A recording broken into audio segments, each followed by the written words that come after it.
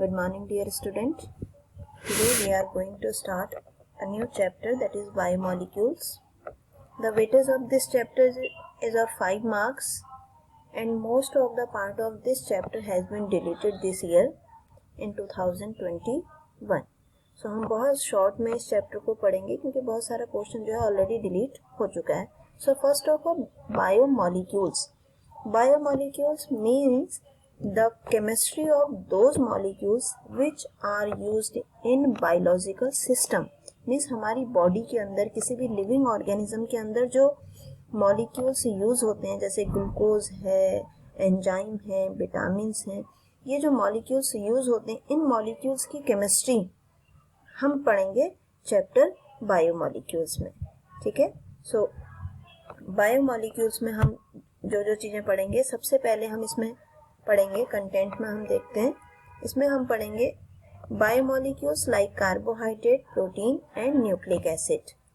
ठीक. पहले हम इनकी डेफिनेशन पढ़ेंगे, then we have to study about the classification of carbohydrate, protein and nucleic acid, and then at the last we will compare DNA and RNA. Class 10th में आपने जैसे पढ़ा है, एंड फिर उसके बाद उसकी एप्लीकेशंस या फिर यूजेस. Then biomolecules. बायोमोलिक्यूल्स क्या है? Biomolecules are the complex lifeless organic substance which build up living organism and are required for their growth and maintenance. ऐसे मॉलिक्यूल्स जो कि लाइफ की रिक्वायरमेंट के लिए, लिविंग ऑर्गेनिज्म की ग्रोथ और मेंटेनेंस के लिए जो रिक्वायर्ड हैं, these are known as biomolecules. For example carbohydrate, जैसे आपने ग्लूकोज, फ्रक्टोज, स्टार्च, सेलुलोज, ये सारी चीज़ें पढ़ी हैं. एंजाइम्स के बारे में आपने पढ़ा है, DNA, RNA पढ़ा है आपने. These are known as biomolecules. So first of all we will study here as carbohydrate. So carbohydrates may be defined as the optically active polyhydroxyaldehyde or ketone or the compound which produce such unit on hydrolysis. Starting में जब हम carbohydrate को define करते थे, then we use the definition the hydrates of carbon. Hydrates means water, H2O. Hydrates of carbon means carbon और H2O के जो compounds हैं, these compounds are known as carbohydrate. इसीलिए जनरल फॉर्मूला हम लिखा करते थे स्टार्टिंग में CxH2O होल Y. बट बहुत सारे ऐसे मॉलिक्यूल्स हैं जो इस डेफिनेशन को सेटिस्फाई नहीं करते. जैसे अगर हम ग्लूकोज का फॉर्मूला रखना चाहें तो C6H12O6 होता है, आपको पता है.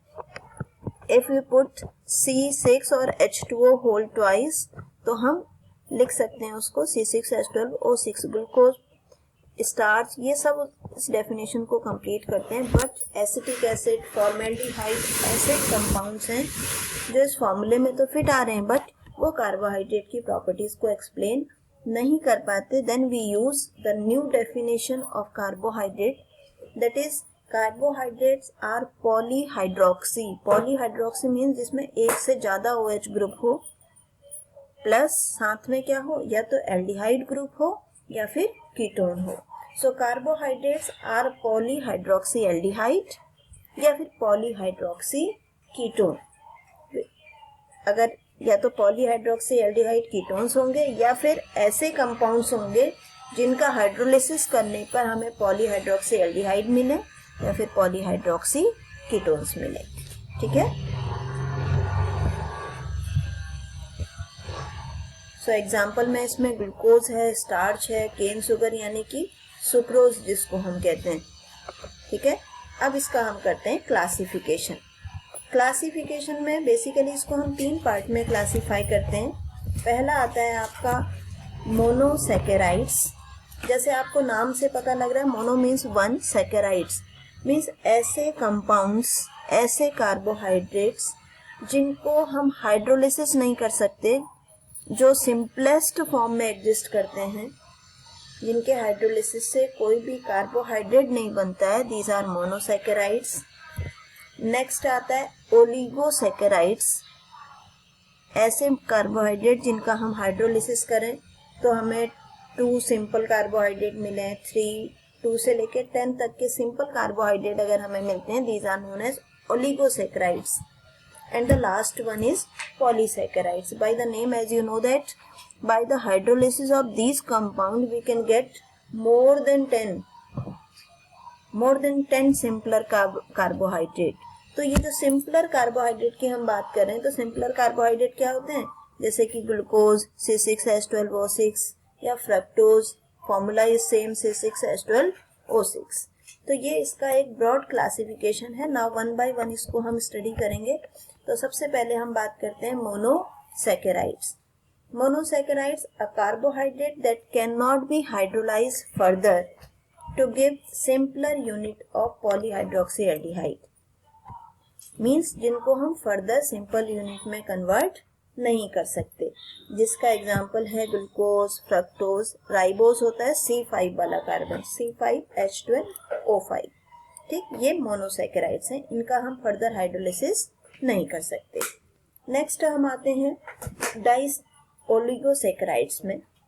ओलिगोसैकेराइड्स में 2 से लेके 10 तक की मोनोसैकेराइड्स यूनिट मिलती हैं अगर इनका हाइड्रोलिसिस करें. फॉर एग्जांपल इसमें हम ले सकते हैं आपका, इसी को हम फर्दर क्लासिफाई करते हैं डाइसैकेराइड, ट्राइसैकेराइड, टेट्रासैकेराइड्स. मीन्स 2 मिलेंगे तो डाई, 3 मिलेंगे तो ट्राई, टेट्रा.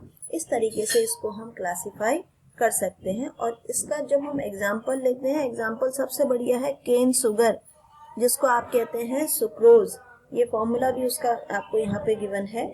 सुक्रोज के हाइड्रोलिसिस से ग्लूकोज और फ्रक्टोज मिलते हैं. नेक्स्ट आया आपका पॉलीसैकेराइड्स. ऐसे कार्बोहाइड्रेट जिनसे कि मोर देन 10 हमें मिलते हैं कार्बोहाइड्रेट, सिंपलर कार्बोहाइड्रेट्स, इनको कहा जाता है पॉलीसैकेराइड्स.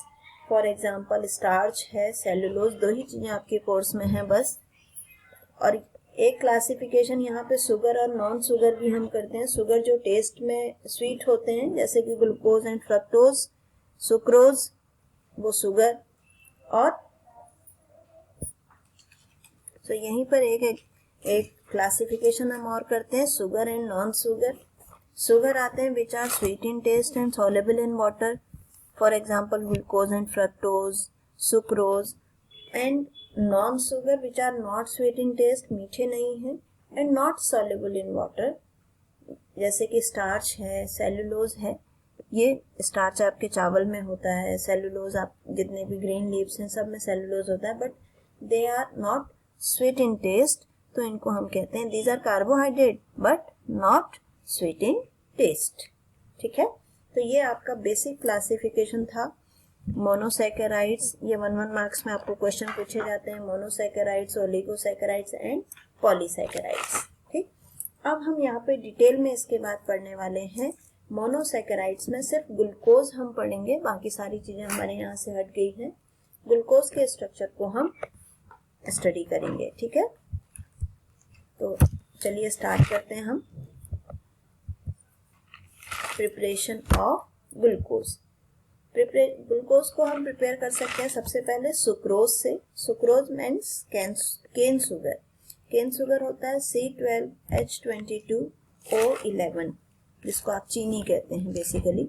अगर हम इसका हाइड्रोलिसिस कर दें then we get 2 compound glucose and fructose. ये एक डाइसैकेराइड्स है. देखो हाइड्रोलिसिस कर रहे हैं ना हम, डाइसैकेराइड्स है. इसका हाइड्रोलिसिस करेंगे तो 2 कार्बोहाइड्रेट मिल रहे हैं, ग्लूकोज और फ्रक्टोज. दोनों का फॉर्मूला सेम होता है but both are different compound, क्योंकि दोनों में फंक्शनल ग्रुप अलग अलग होते हैं. मॉलिक्यूलर फॉर्मूला दोनों का सेम है, दोनों आइसोमर्स हैं. ठीक है, तो इस तरीके से इसको हम प्रिपेयर कर सकते हैं. दूसरी प्रिपरेशन है स्टार्च से. स्टार्च पॉलीमर होता है, ग्लूकोज का पॉलीमर, इसलिए इसका फॉर्मूला C6H10O5 होल N हम ले रहे हैं. जब ग्लूकोज के बहुत सारे मॉलिक्यूल्स, मोर देन 100 मॉलिक्यूल्स एक दूसरे के साथ एक चेन फॉर्मेशन में होते तो उसको हम स्टार्च या सेलुलोज कहते हैं. अगर उसका हाइड्रोलिसिस करेंगे तो N मॉलिक्यूल्स हमें ग्लूकोज के मिलते हैं. So we can prepare glucose from starch और सेलुलोज ऑल्सो. ठीक, नेक्स्ट इसमें structure, that is important. You must remember the structure of glucose. ठीक, सबसे पहली चीज molecular formula is you know that C6H12O6। फिर अगर इसको आप HI के साथ, ये वाला बिल्कुल ध्यान रखेंगे, क्वेश्चन आता है what happens when glucose react with HI। अगर आप इसको HI के साथ रिएक्शन इसकी कराएंगे तो एक लॉन्ग चेन हमें मिलती है एन हेक्सेन की। Be remember the reaction. और ये लॉन्ग चेन जो है ये सजेस्ट करता है कि ग्लूकोज में जो 6 कार्बन है वो सब एक दूसरे के साथ एक स्ट्रेट चेन में अटैच्ड हैं। ठीक है, नेक्स्ट इसमें सेकंड इसकी रिएक्शन जो है, glucose react with hydroxyl amine. हमने एल्डिहाइड में पढ़ा था हाइड्रोक्सिल एमाइन, यानी कि क्या, NH2OH, इसको कहा जाता है हाइड्रोक्सिल एमाइन। जब ग्लूकोज के साथ ये रिएक्ट करता है तो ऑक्सिम बनाता है। यहाँ देखो H2O निकल रहा है, इट मीन्स कि ग्लूकोज में क्या होगा, एक CO ग्रुप होगा। ठीक, दूसरा HCN के साथ अगर इसकी हम रिएक्शन कराते हैं, दोनों अलग अलग रिएक्शन है। ठीक है, पहली NH2OH के साथ अलग रिएक्शन है, ऑक्सिम बनता है। थर्ड HCN के साथ, जैसे हमने एल्डिहाइड कार्बोनिल ग्रुप की रिएक्शन करी थी, एक तरफ CN एक तरफ OH, तो उसी तरीके से ग्लूकोज रिएक्ट करता है हाइड्रोक्सिल एमाइन के साथ भी और HCN के साथ भी। ये दोनों ही रिएक्शन जो है आपको पूछी जाती हैं, क्योंकि ये रिएक्शन हेल्प करती हैं ग्लूकोज का स्ट्रक्चर फाइंड आउट करने में। नेक्स्ट इसमें देखिए आप, ग्लूकोज का अगर हम ऑक्सीडेशन करते हैं, that is very very important reaction, कि अगर हम इसका ऑक्सीडेशन करते हैं ब्रोमीन वाटर के साथ, ब्रोमीन वाटर होता है mild oxidising agent. Mild means वो सबको ऑक्सीडाइज नहीं करेगा, वो किसको ऑक्सीडाइज करेगा, सिर्फ एल्डिहाइड को। तो एल्डिहाइड के ऑक्सीडेशन से क्या मिल गया, कार्बोक्सिलिक एसिड। अल्कोहल का ऑक्सीडेशन वो नहीं करता है, तो क्या मिलता है हमें, ग्लूकोनिक एसिड। इसी में नेक्स्ट अगर इसका हम ऑक्सीडेशन कर दें स्ट्रॉन्ग ऑक्सीडाइजिंग एजेंट की प्रेजेंस में, HNO3 की प्रेजेंस में, तो नीचे वाला भी ऑक्सीडाइज हो जाएगा, COOH बन जाएगा। इसको हम कहते हैं ग्लूकारिक एसिड या फिर सैकेरिक एसिड उसको कहा जाता है। इसी तरीके से एसिड एनहाइड्राइड के साथ अगर रिएक्शन करते हैं, एसिड एनहाइड्राइड क्या होता है, एसिड का कंपोनेंट है, तो अल्कोहल के साथ रिएक्ट करेगा, ये 5 कंपोनेंट बनाता है। इसका मतलब कि 5OH ग्रुप इसके साथ अटैच्ड है। ठीक, इसको आप एज इट इज ऐसे ही नोट्स बनाएंगे जिस तरीके से मैं आपको इसके फॉर्म में दे रही हूँ। ये देखिए सैकेरिक एसिड वाली रिएक्शन, ये बहुत इंपॉर्टेंट है। ये आपका ऑक्सीडेशन कराया हमने, HNO3 के साथ कराएंगे स्ट्रॉन्ग ऑक्सीडाइजिंग एजेंट के साथ, दोनों का ऑक्सीडेशन हो जाएगा। और अगर हम माइल्ड के साथ कराते हैं तो ग्लूकोनिक एसिड बनता है। हमने पिछली वाली रिएक्शन में इसको पढ़ लिया है। ठीक, और इसके बाद इसका एक जो आपने ग्लूकोन डी आप पढ़ते हैं, डी और एल करके इसका नोटेशन किया जाता है। डी और एल का कोई भी रिलेशन ऑप्टिकल एक्टिविटी से नहीं है। डी और एल सिर्फ ये रिलेट करने के लिए आपको बताए जाते हैं कि कॉन्फ़िगरेशन जो है वो गिल्सल्डिहाइड का डी है या फिर एल है। कैपिटल डी एल का ऑप्टिकल एक्टिविटी से कोई भी रिलेशन नहीं होता है। तो इन सब के बेस पे हम ये देखिए, जैसे ये गिल्सल्डिहाइड है, OH इसमें राइट साइड होता है तो इसको कैपिटल डी कहते हैं। अगर OH लेफ्ट साइड है तो इसको हम कैपिटल L कहते हैं। बस इतना ही ये डिनोट करता है कि ग्लूकोज जिससे बना है वो किससे बना हुआ है, वो डी गिल्सल्डिहाइड से बना हुआ है, मतलब जिसमें OH राइट साइड पे है उससे बना हुआ है। इसी के बेस पे हम ग्लूकोज का स्ट्रक्चर बनाते हैं। ये आपका ग्लूकोज का स्ट्रक्चर है, ये आपका ग्लूकोज का स्ट्रक्चर आता है बीच वाला। फिर इसी को हम साइक्लिक फॉर्म में कन्वर्ट करते हैं। आप पहले 6 कार्बन को एक स्ट्रेट लाइन में लिख लो और फिर उसके बाद इस तरीके से उसका स्ट्रक्चर बनाओ। कल को हम इस ग्लूकोज के स्ट्रक्चर को थोड़ा डीपली स्टडी करेंगे। आज के लिए आप इतना ही कंप्लीट करिए। ठीक है, थैंक यू।